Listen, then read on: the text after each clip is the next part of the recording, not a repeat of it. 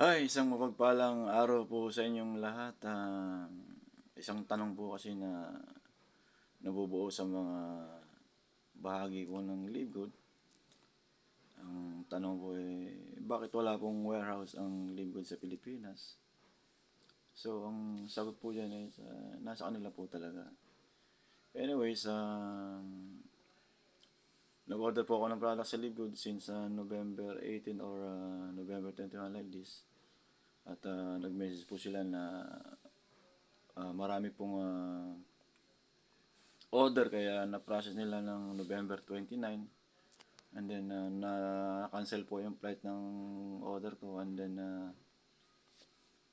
December 5 prinoses uli nila, and then hanggang sa nakarating dito ng December 16. So dapat nakuha ko to ng December 16, at hindi lang po siya nakuha dahil nga inaantay ko po yung nakala ko i-deliver po ng Saudi Post. So ibig sabihin na ang Libgood po talaga ay nakakapag-ship ng product in more than 200 countries. Kaya po nito, ito po yung certificate, hindi ko po binubuksan kasi nga hindi ko kaya na-unbox. At meron po talaga siya mga dokumento na nagpapatunay na nakakapag-ship po talaga si Libgood in more than 200 countries. At ang order ko po ito ay yung Men's International Wellness Pack. So kung makikita po ninyo rito sa kahon, ito po ay bula-bulati po ang nakasulat. So sabihin, dito sa gitnang disyerto, nakakarating po talaga ang products.